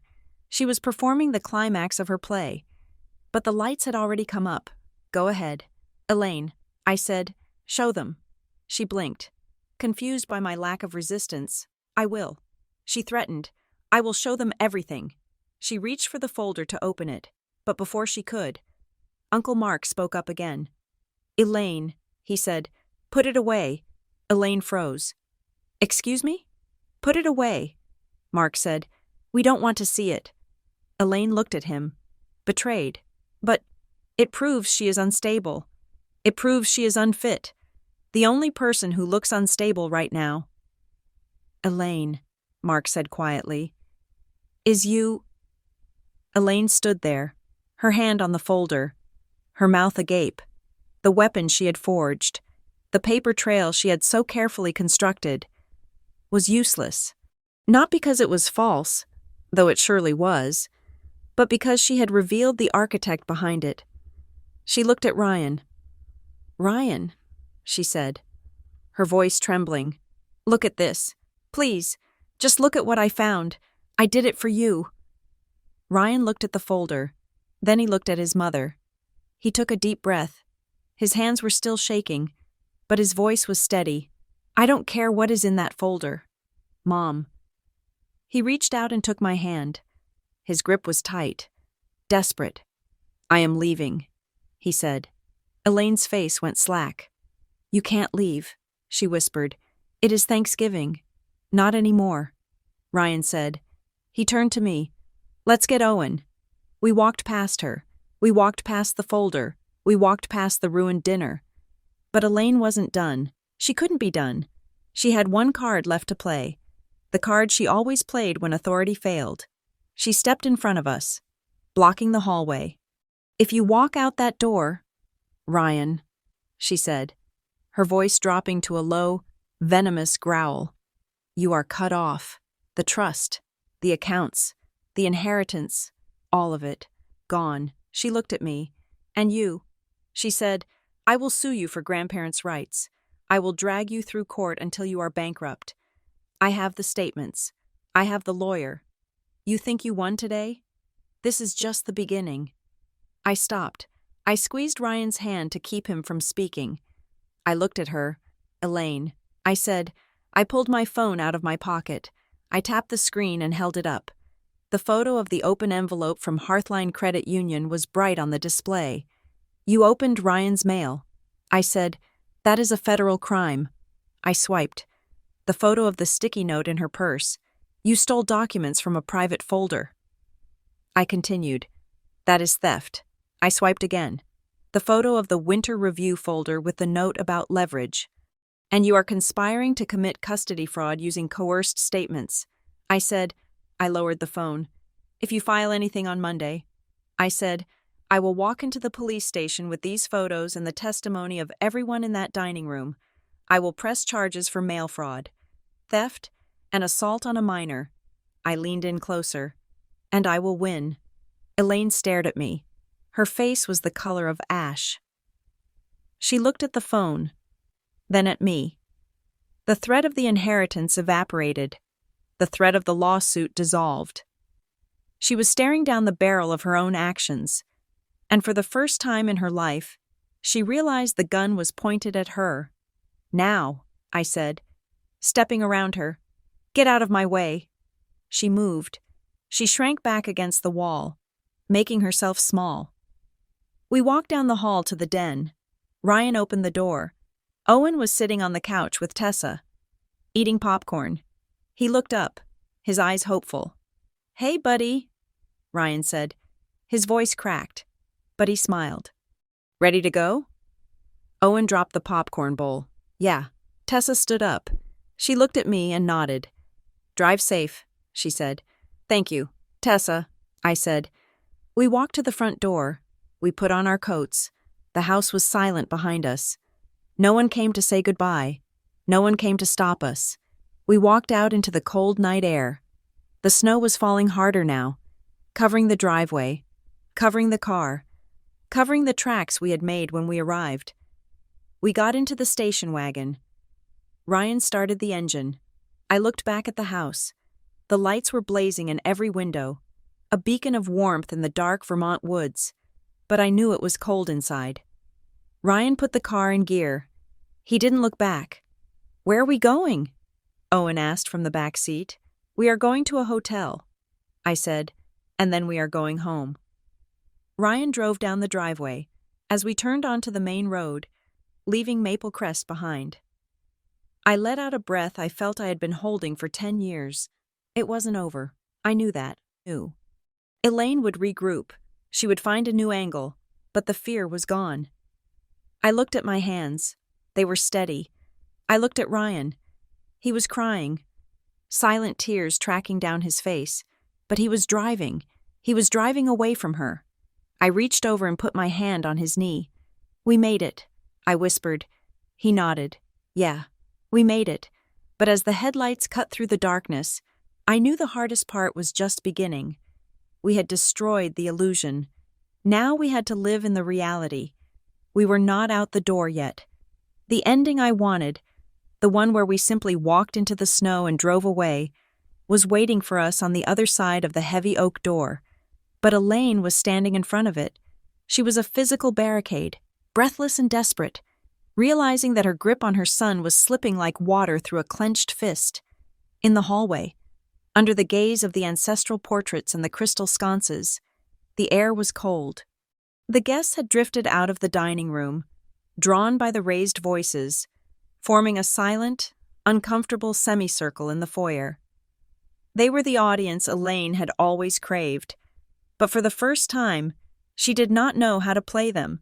She held the manila folder against her chest like a shield. Her eyes darted between Ryan and me, wild and calculating. She had tried intimidation. She had tried shame. Now, she was going for the nuclear option. "You think you can just leave?" Elaine asked, her voice trembling with a mixture of rage and feigned concern. "You think you can just take him into that snowstorm with a woman who is clearly unhinged?" She slapped the folder. The sound echoed off the hardwood floors. "I have documentation." "Ryan," she announced, her voice projected to the back of the foyer, ensuring Uncle Mark and Aunt Sarah heard every syllable. "I have pages of notes. I have dates. I have witness statements from this very family confirming that Hannah is unstable, that she has mood swings, that she isolates you." She looked at me with a triumphant sneer. "If you ever need to protect Owen," she said to Ryan, lowering her voice to a theatrical whisper that was louder than a shout, "if you ever need to make sure he is safe, this folder will help you. I did this for you. I am just a mother trying to protect her grandchild from a dangerous environment. She didn't touch Owen. She didn't have to. She was threatening to take him away with paper and ink, using the legal system as a weapon of terror." Ryan froze. I felt his hand tense in mine. He looked at the folder, and for a second, I saw the old fear flicker in his eyes, the fear of a boy who believes his mother is all-knowing and all-powerful. I stepped forward. I did not let go of Ryan's hand, but I moved so that I was standing slightly in front of him. I needed to break the spell. "Elaine," I said. My voice was calm. It was the voice of a surgeon standing over an open incision. I looked at her. Then I looked at the crowd of relatives behind her. "You say you have statements," I said. "You say the family is concerned." I turned my head and looked directly at Aunt Sarah, who was clutching a napkin and looking at the floor. "Sarah," I asked gently, "did you write a statement?" Sarah jumped. She looked at Elaine, then at me. Elaine called me. She asked if I had noticed you being forgetful. "Did you notice me being forgetful?" I asked. "Or did Elaine tell you a story about me losing my keys in a refrigerator?" Sarah's face flushed pink.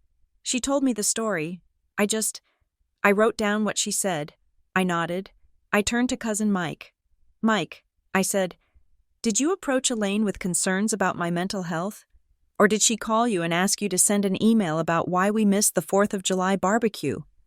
Mike shifted his weight. "Uncomfortable. She said it was for a medical file. She said you were seeing a specialist and they needed family history." The murmur in the room started. It was low, a sound of confusion and realization. I turned back to Elaine. She was pressing the folder harder against her chest, her knuckles white. "So," I said, my voice slicing through the muttering, "you didn't collect statements. You solicited them. You lied to your family to manufacture a narrative." "That is not true," Elaine shrieked. "I am compiling evidence." "Evidence of what?" I asked. I took a step closer to her. "Who has access to Ryan's mail?" "Elaine?" The question hung in the air. Elaine blinked. "What?" "I saw an envelope on your desk." I said, "From Hearthline Credit Union, addressed to Ryan." It was opened. I pulled my phone from my pocket again. I didn't show the photo this time. I didn't need to. The certainty in my voice was enough. "Who is intercepting my husband's financial documents?" I asked, And why were you texting a lawyer named S. Dalloway during Thanksgiving dinner?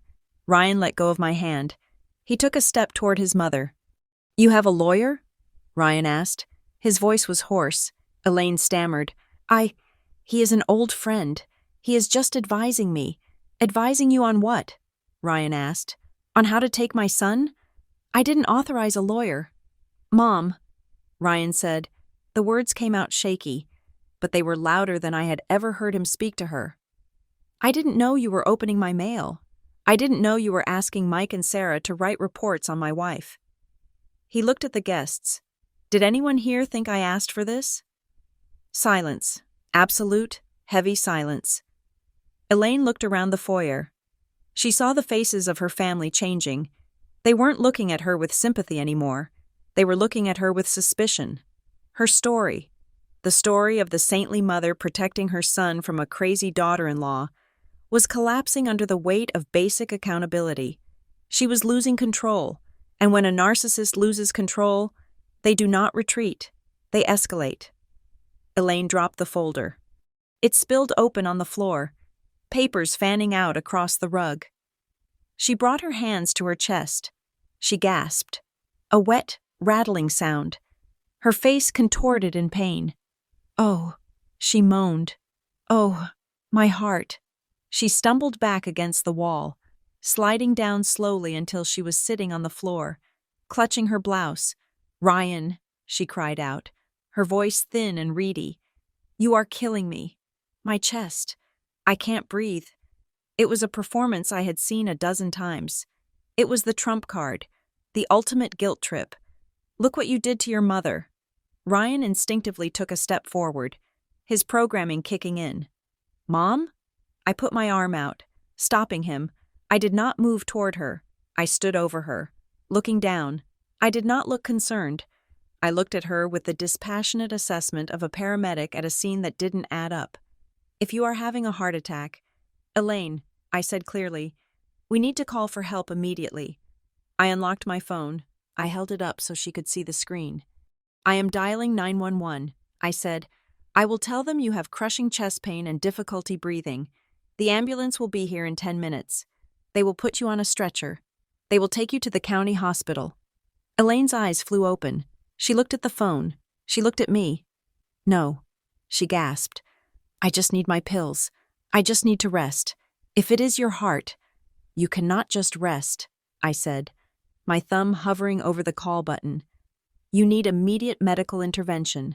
I am not going to risk your life. Elaine, I am calling right now. I tapped the first digit. Elaine scrambled. She pushed herself up from the floor with a vigor that was miraculous for a woman in cardiac arrest. Don't you dare, she hissed, the breathless act vanishing instantly. I don't need an ambulance. I need my son to stop treating me like garbage. She stood up, straightening her sweater, glaring at me. You are heartless, she spat. You would love to see me in a hospital, wouldn't you? I lowered the phone. I would love for you to stop manipulating people with fake medical emergencies, I said. The room was quiet. The guests were staring. They had just watched her go from death's door to a rage-filled recovery in 6 seconds. The mask hadn't just slipped. It had shattered. Then, from the back of the group, a voice spoke up. It was Uncle Mark. He was standing near the coat rack, his heavy winter coat already halfway on. He looked tired. He looked old. She asked me for money. Mark said. We all turned to look at him. Elaine froze. Her eyes went wide, genuine fear replacing the manufactured drama. Mark, she warned. Don't. She called me 3 months ago. Mark continued, ignoring her. He looked at Ryan. She told me the house needed emergency repairs. The roof, the foundation. She asked me to co-sign a loan for $50,000. $50,000? Ryan whispered. I told her no. Mark said. I told her I couldn't do it, but she kept pushing. She said she was drowning. Ryan, she said the accounts were empty. Elaine lunged toward him. Shut up, she screamed. Shut up. Mark, it is none of your business.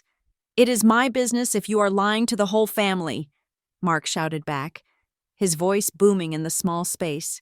He pointed a shaking finger at her. She is broke. Ryan, That is what this is about. That is why she wants control of your accounts. That is why she is opening your mail. She is not trying to protect your money. She is trying to use it to cover her own debt. The revelation hit the room like a physical shockwave. The trust folder, the winter review, the sticky note about leverage. It wasn't just cruelty, it was theft. It was desperation. She wasn't fighting for custody because she loved Owen. She was fighting for custody because if she controlled Owen, she controlled Ryan. And if she controlled Ryan, she controlled his paycheck. Elaine stood in the center of the foyer, stripped bare. The wealthy matriarch image was gone. She was just a desperate, broke woman trying to con her own son. Tessa stepped forward from the doorway of the den. She had evidently been listening. She did the same thing to me, Tessa said quietly. She walked into the circle of light. When I was in rehab, Tessa said, when I was at my lowest, Elaine told everyone she was handling my finances to reduce my stress.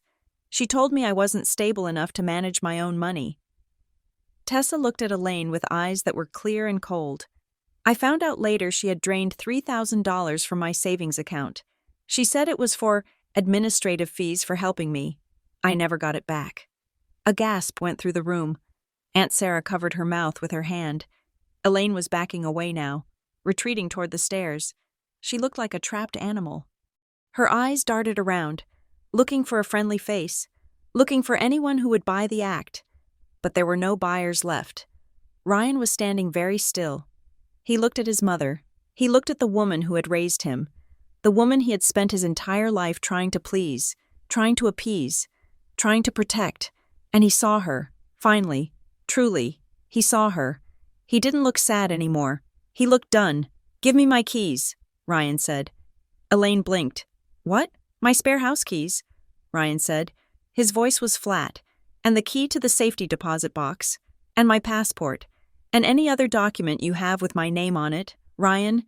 Be reasonable," Elaine pleaded, trying to summon a smile. "We can talk about this tomorrow. You are upset.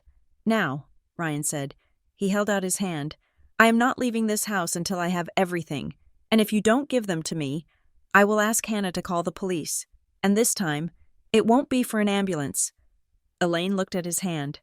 She looked at his face. She saw the resolve there, hard and unyielding. She looked at me, standing beside him, silent and watchful. She let out a sound of pure frustration, a scream that was trapped in her throat. She turned and stomped up the stairs. We stood in the foyer, waiting. No one moved. The guests shifted awkwardly, buttoning their coats, checking their phones, desperate to be anywhere else. Ryan didn't lower his hand.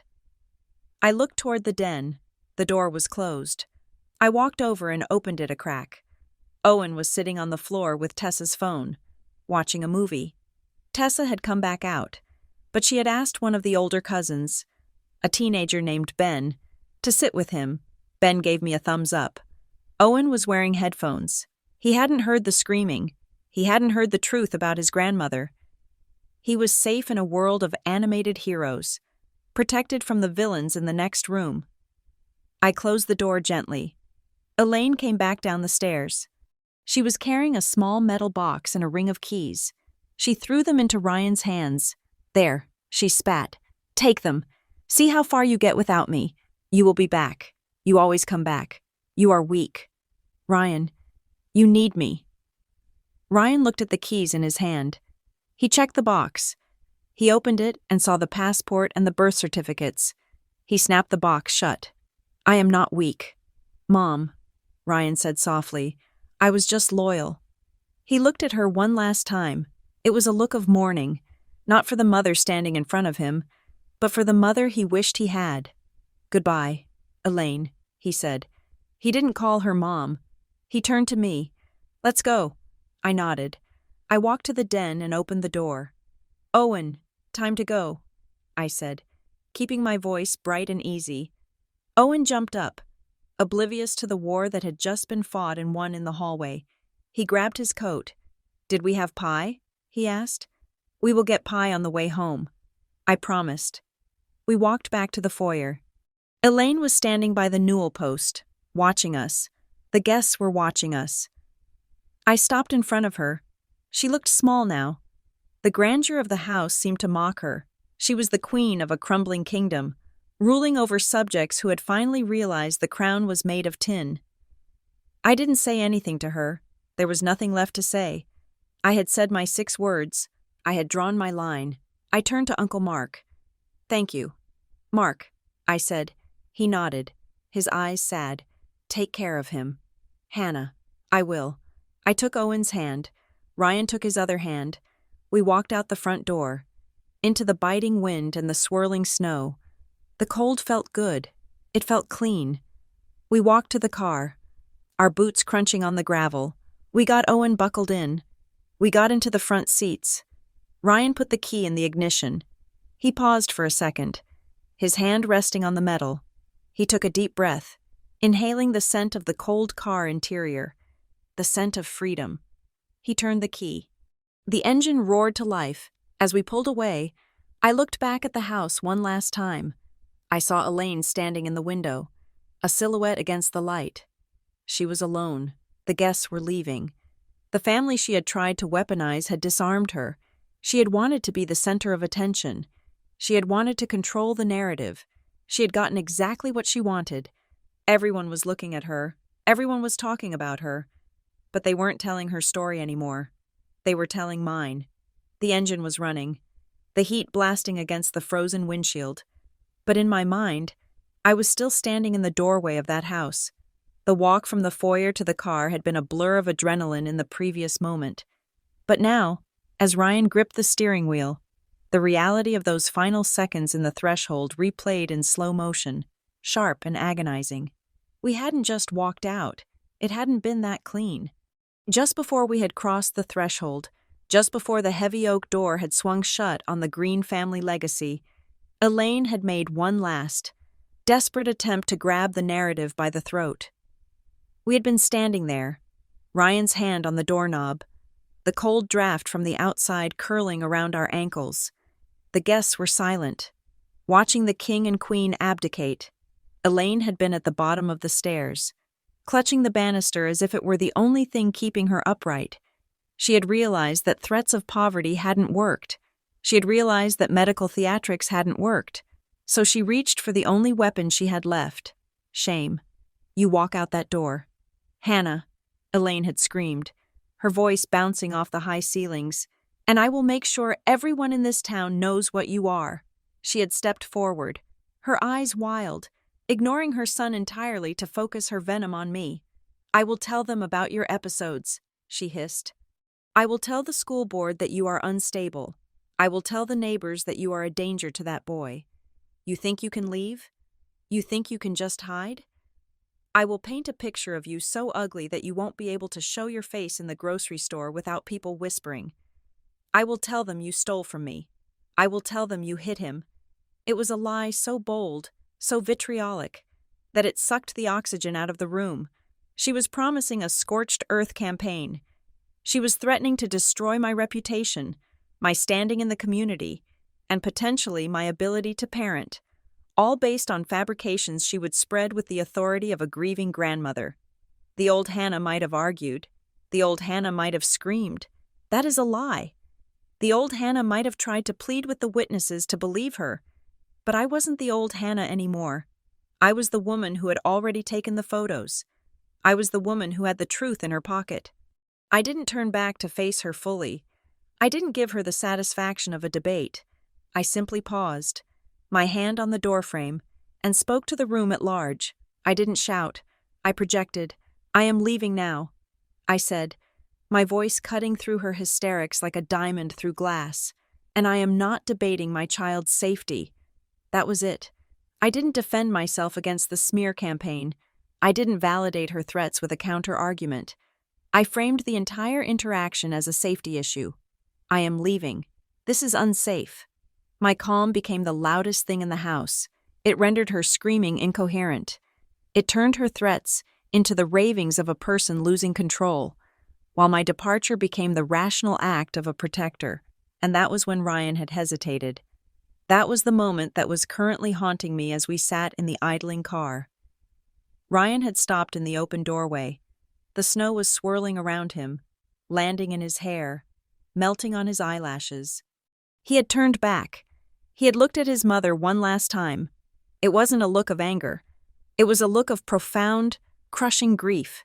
He was looking at the woman he had wanted her to be. The warm, baking, hugging matriarch of his childhood imagination, and he was watching that image die. He was mourning the mother who would never exist. He was waiting, I think, for one tiny sliver of humanity. One moment where she would drop the act and say, "I love you, don't go." I had stood outside on the porch, holding Owen's hand, and I had waited. I didn't pull him. I didn't tell him to hurry up. I let him feel the full weight of that hesitation.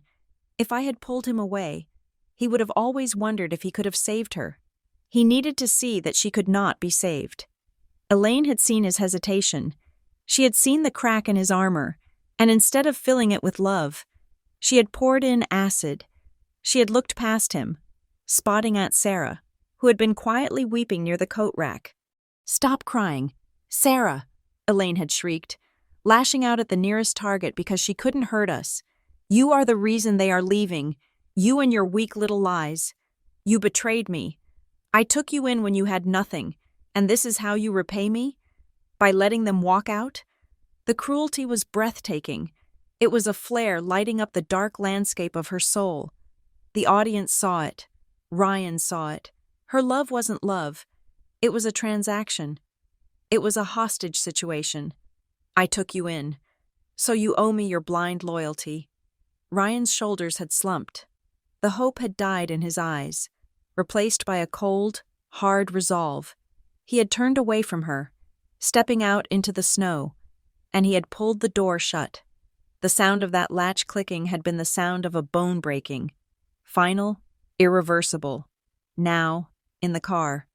The silence was heavy. The wipers slapped back and forth. A metronome counting down the seconds of our new life. Thwack hiss, thwack hiss. Owen was in the back seat. He had been so quiet, I had almost forgotten he was there. I turned around to look at him. The light from the street lamp outside cast long shadows across his face. He was twisting the hem of his seatbelt, his eyes downcast. "Mom?" he asked. His voice was small, trembling. "Yeah. Buddy?" I said, unbuckling my seatbelt so I could turn fully toward him. Did I do something wrong? The question hit me in the chest with the force of a physical blow. Of course he asked that. He was 8. In his world, adults got mad because children made mistakes. He had spilled water. He had slumped in his chair. He had forgotten his speech. He was connecting the dots of the explosion back to his own small actions. My heart broke for him, but I refused to let it bleed on him. I needed to be steady. I needed to rewrite the script Elaine had tried to force into his head. "No, Owen," I said. I reached back and took his hand. His fingers were cold. "You did absolutely nothing wrong." But Grandma got so mad. He whispered, and then everyone was yelling. And then we left. It was because I spilled the water, wasn't it? "No," I said firmly. I squeezed his hand. "Listen to me. The water was an accident. Everyone spills water. Dad spills coffee all the time." Ryan made a choked sound in the front seat, a noise that was half laugh, half sob. "Yeah, buddy, I do." Grandma was yelling because she was having big feelings that she didn't know how to manage. I explained, using the language we practiced in school. She was feeling out of control, and when adults feel out of control, it is their job to fix it, not yours. I looked him in the eye, making sure he absorbed every word. Adults are responsible for themselves. Owen, you are responsible for being a kid. You are responsible for your Lego sets and your homework. You are never, ever responsible for Grandma's feelings. Do you understand? He looked at me, searching my face for the truth. He saw no anger there, only certainty. "Okay," he breathed, the tension leaving his small shoulders. "I am proud of you," I added. "You were brave today." I turned back to the front. Ryan was gripping the steering wheel so hard his knuckles were white. He was staring out at the snow-covered road, but he wasn't driving yet. He was shivering, a fine tremor running through his entire body. "Ryan?" I said softly. He didn't answer. He just stared. My phone buzzed in the cup holder. A short, sharp vibration that signaled a text message. I glanced at it. It was an unknown number. The area code was local. I picked it up. My thumb hovered over the screen. A sense of dread pooled in my stomach. Elaine didn't text. She called. She screamed. I unlocked the phone. The message was brief. It was professional. It was terrifying. "Ms. Green, this is S. Dalloway. Esca. I represent Elaine Green. I was told you had left the premises. My client is very distressed but willing to hold off on filing the emergency petition on Monday if you are open to a mediated agreement regarding visitation. Please advise." I read it twice. She hadn't waited an hour. She hadn't even waited until we were off the property, while she was screaming at Aunt Sarah in the hallway, while she was playing the victim. She had been texting her lawyer. She was already pivoting. She realized the emotional blackmail hadn't worked, so she was moving instantly to legal intimidation, emergency petition. She was going to claim we were kidnapping Owen. She was going to claim I was dangerous. She was trying to force us into a mediated agreement, which was just code for, "Give me what I want legally because you are too scared to fight me." I felt a cold rage settle over me. It wasn't the hot, panic-induced fear of earlier. It was the icy clarity of a general surveying a battlefield. "She wants a war," I whispered. Ryan looked over. "What?" I showed him the phone. He read the message. His eyes scanned the legal jargon. The threat wrapped in polite lawyer speak.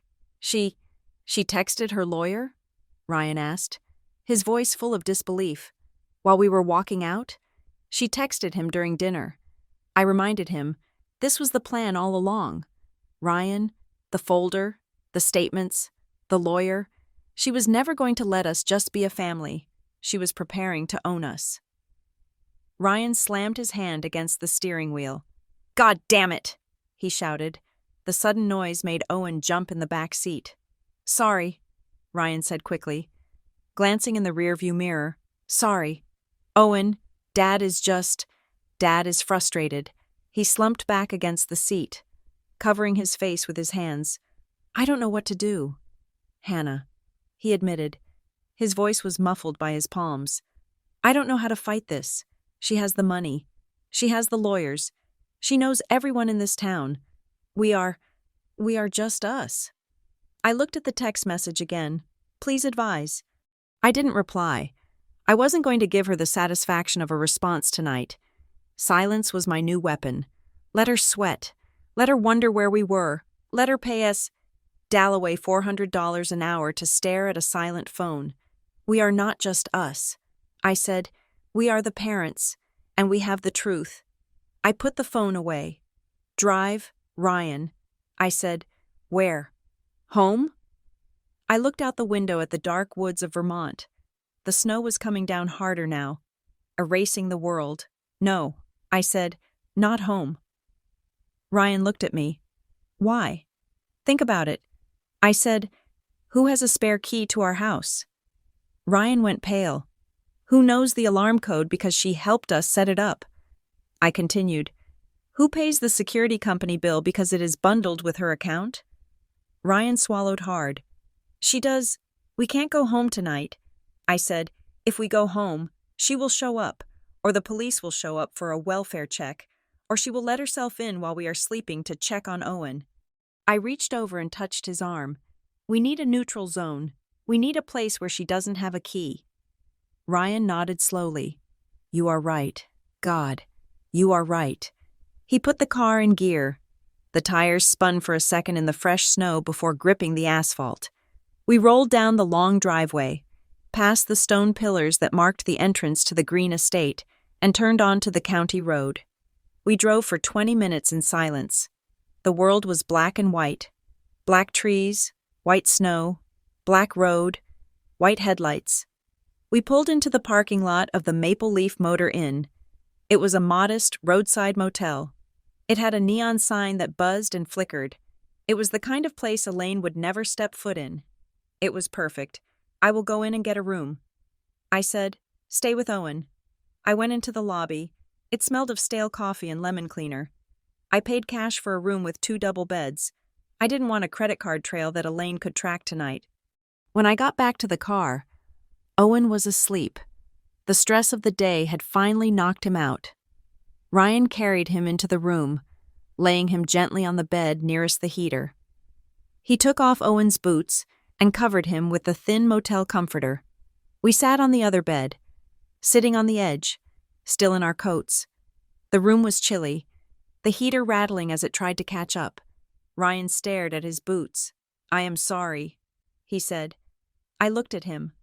For what? For not seeing it sooner. For making you carry it alone. For freezing. I took his hand. It was warmer now. You didn't freeze. Ryan, you walked out.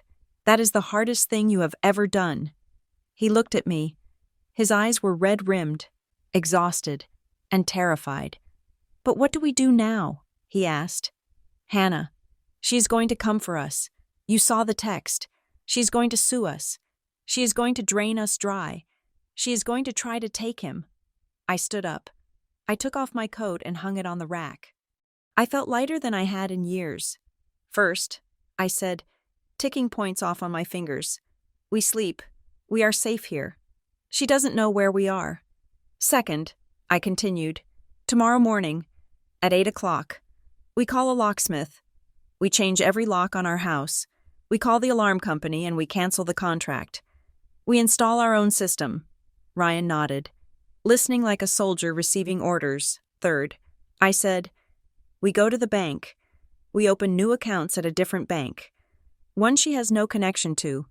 We move every cent. We close the joint accounts. We revoke her authorization. Fourth, I said, we go to the post office. We get a P.O. box. We forward all our mail there so she can never intercept a letter again. And fifth, I said, looking him dead in the eye, you get a therapist. Ryan blinked. A therapist? Yes, I said, because you have been abused.